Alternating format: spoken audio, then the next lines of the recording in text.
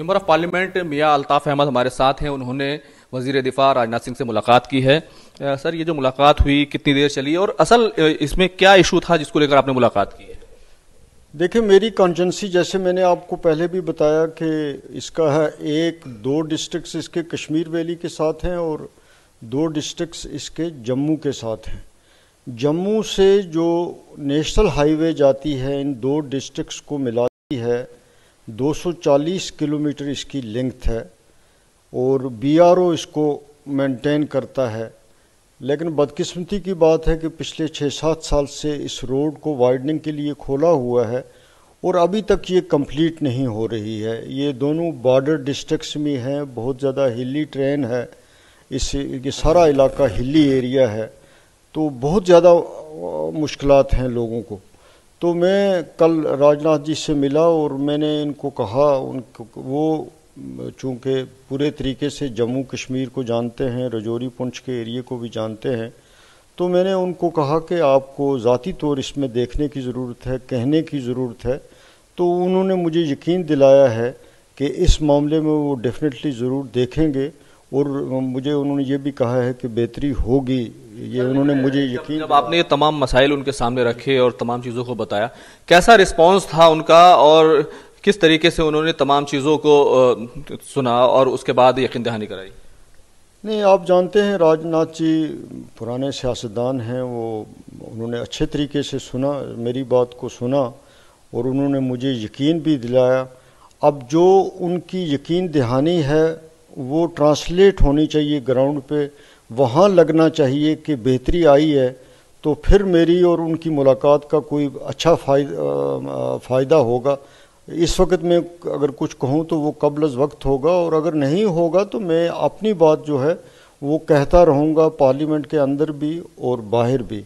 इस कॉन्जेंसी के बारे में मैं आपको ये भी बता दूं कि जो ये दो डिस्ट्रिक्ट्स को कश्मीर और दो डिस्ट्रिक्ट्स जम्मू को मिलाती है, वो एक सड़क मिलाती है, अलग रोड है, मुगल रोड उसको बोलते हैं। मुगलों के ज़माने में वो ट्रैक हुआ करता था, मुगल रोड कहते हैं।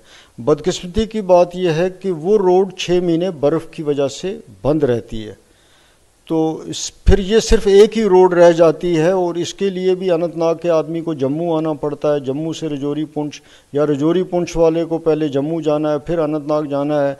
जो इनको मिलाने वाली रोड है वो बर्फ़ की वजह से 6 महीने बंद रहती है। पिछली बार ये कहा गया कि वो रोड ख़राब है, तो इस पार्लियामेंट्री सीट के इलेक्शन भी 3 हफ्ते के लिए डेफर किए गए। तो ऐसी मुश्किलात हैं उन एरियाज़ में, वो मैंने उनको वो बात भी कही। इलेक्शंस होने की तैयारी हो रही है, सुगबुगाहट है, 20 अगस्त को फाइनल जो वोटिंग लिस्ट है वो तमाम चीज़ें पब्लिश होनी है। क्या इस बार भी इंडिया अलायंस इसी तरीके से रहेगा और नेशनल कॉन्फ्रेंस कितनी तैयार है इन इंतखाबात के लिए? नहीं, नेशनल कॉन्फ्रेंस तो इसके लिए इलेक्शन के लिए तैयार है, इसमें वो तैयार रहती है हर वक्त। बाकी पार्टी जो है वो हमारी बैठेगी, डिसाइड करेगी कि क्या इसके लिए स्ट्रेटजी होगी, अलायंस की क्या स्ट्रेटजी होगी, क्या होगी। ये चीज़ें जो हैं वो बैठ के डिस्कशन के बाद ही कही जा सकती हैं। कुछ इस वक्त कहना जो है वो कबल वक्त होगा। कांग्रेस की तैयारियां चल रही हैं, भारतीय जनता पार्टी ने मीटिंग कर ली है और भारतीय जनता पार्टी कह रही है इस बार हम 50 नशिस्तें जम्मू कश्मीर में जीतेंगे और उनके इत्तेहाद एक उन्होंने बनाने की तैयारी की है। तो पूरा टारगेट रखा है, जैसे 400 पार का टारगेट था, एक बड़ा टारगेट उन्होंने जम्मू कश्मीर के लिए भी रखा है। उनको कहने का हक है, उनको कहने का हक है, बाकी देखिए नताइज क्या होंगे।